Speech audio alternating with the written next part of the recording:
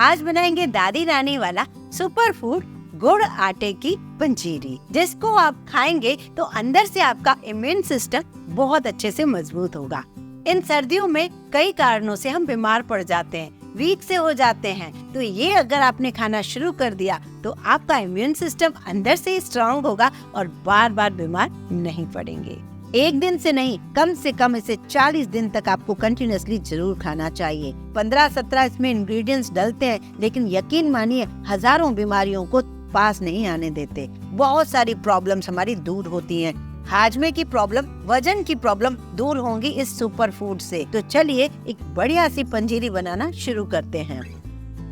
इस पंजीरी को बनाने के लिए हमें जो मेन इंग्रेडिएंट्स चाहिए वो है 1 कप सूजी, 1.5 कप गेहूं का आटा, 1 कप हमें चाहिए गुड़ और 100 ग्राम चाहिए गोंद। बाकी सारी चीजें भी मैं आपको धीरे धीरे बताती रहूंगी और सबके इतने ज्यादा फायदे होते हैं वो भी बताऊंगी। तो चलिए इसे बनाना शुरू करते हैं।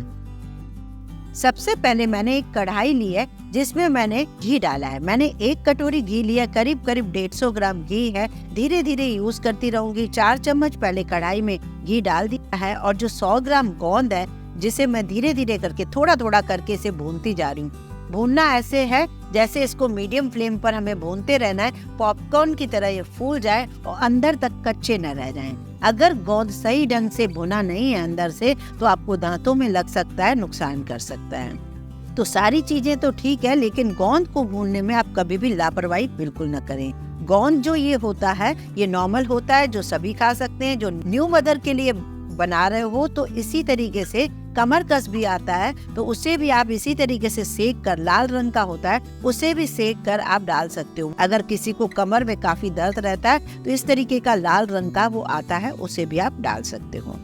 गोंद को तो मैंने सेक लिया। अब इसी कढ़ाई में 1 आध चम्मच और घी डालकर मैं डाल रही हूँ इसमें 100 ग्राम बादाम, 50 ग्राम डाल रही हूँ काजू। इन सारी चीजों को जब हम भूनते हैं धीरे धीरे तो ये अंदर तक सिके रहते हैं, जिसकी वजह से इनके सारे न्यूट्रिएंट्स भी मिलते हैं और ये पंजीरी खराब भी नहीं होती है। अब इसमें मैंने डाल दिया 50 ग्राम अखरोट। बाकी चीजें आपके ऊपर है, आप इसमें कितना डालना पसंद करते हो या कम करते हो या और भी ज्यादा बढ़ा सकते हो। 25 ग्राम मैंने इसके अंदर डाल दिए हरे पिस्ते। नमक वाले नहीं है, नॉर्मल है। इन सबको हमें धीमी गैस पर सबको भून लेना है। अब हम इसे कब यूज करेंगे, कितना यूज करेंगे, साबुत कितना, भून के, कूट के, ये सब मैं आगे बताऊंगी, इसलिए वीडियो को बिना स्किप किए आप देखते जाइए। जब ये सारी चीजें भून जाए तो इन्हें भी हम निकाल लेते हैं। यहाँ पर इसी कढ़ाई को मैंने साफ करके 2 चम्मच घी डाल दिया है और मैंने यहाँ पर डाल दिया है 1/4 कटोरी खरबूजे के बीज, 1/4 कटोरी तरबूज के बीज और 1/4 कटोरी मैंने डाल दिया है इसमें पम्पकिन सीड्स, जो कद्दू के सीड्स होते हैं। सारी चीजें हैं जिनके फायदे बहुत ज्यादा हैं, मतलब बताए नहीं जा सकते।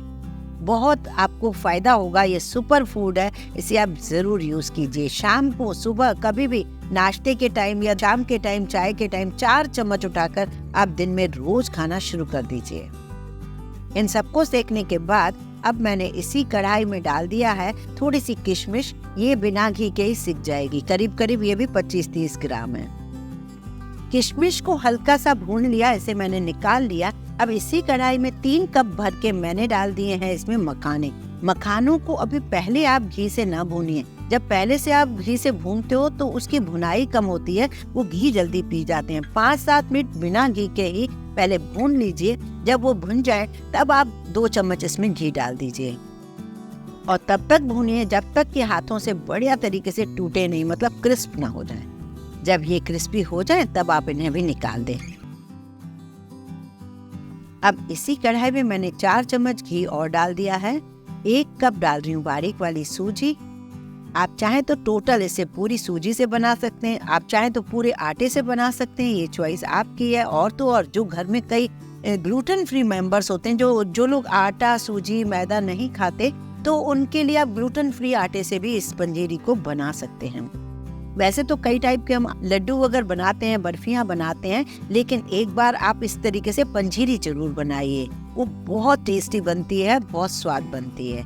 अब बारी आती है इसमें मेन इंग्रेडिएंट जो फायदा करता है, जरूर डालना चाहिए हमें, वो है सौंफ। सौंफ को हम कैसे डालेंगे? सौंफ को आप खलबत्ते में कूट लीजिए, जिससे क्या होगा, इसकी जो छोटे छोटे तिनके होते हैं ना, वो निकल जाएंगे। ऐसे फटकने से निकल जाते हैं। हमारे यहाँ इसको फटकना कहते हैं, आपके यहाँ इसको क्या कहा जाता है मुझे जरूर बताइए। फटकने से क्या होता है ना, ये छोटे छोटे जो तिनके होते हैं जो गले में लगते हैं, सौंफ से ये तिनके जरूर निकाल लीजिए। ये देखिए, फटकने से इस तरीके से ये सारे तिनके निकल गए हैं, जिन्हें मैं हटा दूंगी। बाकी की जो सौंफ है वो मैं डालूंगी।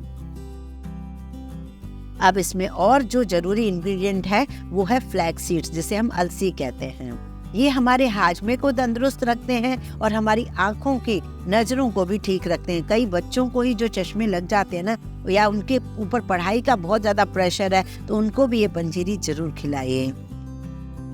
जब आटा और सूजी आधा मतलब 50% भुन जाए, तब ये सौंफ और अलसी भी इसी में डाल दीजिए, क्योंकि इनको हमने नहीं भुना है तो ये आटे के साथ ही भुन जाएगी।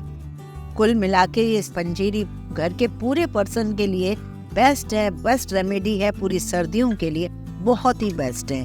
यूं हमें आलस आता है, जब बना के रख लोगे तो आप खत्म जरूर करोगे। इसमें ढेर सारा प्रोटीन होता है, विटामिन्स होते हैं, खून की कमी को भी ये पूरा करता है। आपने नोटिस किया होगा मैंने पिस्ते डाले, पिस्ते जरूर डालना चाहिए। पिस्ते जो है ना, हमारी गुर्दे की सफाई करते हैं, तो हमें हर ड्राई फ्रूट कोई ना कोई फायदा जरूर देता है। इस तरीके से हमें जरूर डालने चाहिए। जब ये पंजीरी अच्छे से भुन जाए, तब गैस बंद करके इसमें 2 छोटे चम्मच इलायची का पाउडर डाल दीजिए। आज मेरे पास नारियल जो होता है गोला, वो नहीं था, नहीं तो इसकी चिप्स भी हम भून के इसमें जरूर डालते। वो हमारी बालों के लिए, स्किन के लिए बहुत बेस्ट होता है। अब बारी आती है हमें इन चीजों को पीसने की। तो पहला जो है इंग्रेडिएंट जो मैं पीस रही हूँ वो है मखाने। थोड़े से मखानों को बचा के बाकी मखानों को मैं पीस लेती हूँ दरदरा, और वो मैं इस पंजीरी के अंदर डाल देती हूँ। अभी गैस बंद है। इसी तरीके से मैं इसी मिक्सर में मैं सारा का सारा गोंद डाल रही हूँ, जो मैंने सेक के रखा है, इसे भी मैं दरदरा पीस लेती हूँ। वो भी मैं इसी के अंदर डाल रही हूँ। आपने देखा, अगर बढ़िया हमने सेका नहीं होता ना, तो ये क्रंच से आते, जो कि हमें खाने में बिल्कुल अच्छे नहीं लगते। ड्राई फ्रूट में भी थोड़े से गार्निशिंग के लिए रखिए, बाकी सारे ड्राई फ्रूट आप ना थोड़े दरदरे पीस लीजिए। जो लोग डायबिटिक हैं, उन्हें खाना है अगर, तो आप बिना गुड़ बिना चीनी के ही इनके लिए निकाल के अलग से रख दीजिए। सारी चीजों को मिक्स कीजिए। इसे मैं एक परात में निकाल लेती हूँ। इसी कढ़ाई में मैं गुड़ को लेती हूँ। करीब करीब 250 ग्राम गुड़ लिया है। इसमें मैंने 1 कप मान के चलिए गुड़ है, तो मैंने आधा कप इसमें पानी डाला है, और गुड़ को तब तक पकाऊंगी जब तक इसमें उबाला ना आ जाए। कच्चा नहीं डालना है, चाशनी नहीं बनानी है, बस उबाला आने दीजिए। जैसे ही गुड़ में उबाला आ गया, मैंने इसे छान लिया। वापस से इस कढ़ाई में मैंने सारे इंग्रेडिएंट्स को डालकर धीरे धीरे गुड़ वाला सिरप इसमें डालूंगी, जिससे कलर भी बहुत बढ़िया आ जाएगा और इसकी ना बढ़िया सी मिक्सिंग हो जाएगी। बस आपको मिक्स अच्छे से करना है ताकि गुठले ना हो। आपने देखा गुड़ डालने से कितना बढ़िया कलर आ रहा है ना। आप चाहें तो चीनी भी ऊपर से थोड़ी डाल सकते हैं अगर आपको ज्यादा मीठा चाहिए, या फिर गुड़ को ही ज्यादा बढ़ा सकते हो। अब ये जो मैंने खरबूजे के बीज, तरबूज के बीज और पंपकिन सीड्स और ये जो ड्राई फ्रूट किशमिश जो बचाई थी, वो भी सारी इसके अंदर डाल रही हूँ। अब जो बचा हुआ घी है वो भी मैं गरम करके इसके ऊपर डाल दूंगी, जिससे ऊपर से भी चमक आ जाएगी। कुल मिला के मैंने 150 ग्राम घी डाला है। आप चाहें तो 250 ग्राम भी कर सकते हो, ये चॉइस आपकी है, आप कितना घी खाना पसंद करोगे। इस तरीके से काफी सारा बनकर ये पंजीरी बनकर तैयार हो जाती है। इसे ठंडा करके एयर टाइट डब्बे में भर के रख दीजिए। जो ड्राई फ्रूट से मैंने ऊपर सजा दिए हैं, दिखने में भी बड़ी सुंदर लग रही है। आप देखिए, जो घी भी ऊपर से डाल दिया है तो चमक भी है। इस तरीके से आप बनाइए, एंजॉय कीजिए। पूरी फैमिली के लिए बहुत ही बेस्ट रेमेडी है। आपके यहाँ ये बनती है कि नहीं, या आपके यहाँ इसे बनाने में क्या चेंजेस किए जाते हैं, वो मुझे जरूर बताइए।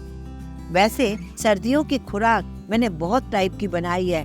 हमारे यहाँ एक बनाई जाती है जिसे खोराक बोला जाता है। 2-3 साल पहले मैंने आपको उस रेसिपी को दिया था। लड्डू भी कई टाइप के बनाए हैं, पिन्नी भी बनाई है, उन सब की लिंक मैं आपको दे दूंगी। वीडियो पसंद आए लाइक जरूर करें, ज्यादा से ज्यादा शेयर करें फ्रेंड्स और फैमिली को, क्योंकि इन सर्दियों में अगर आपने ये नहीं बनाया तो फिर आगे नहीं खा पाएंगे।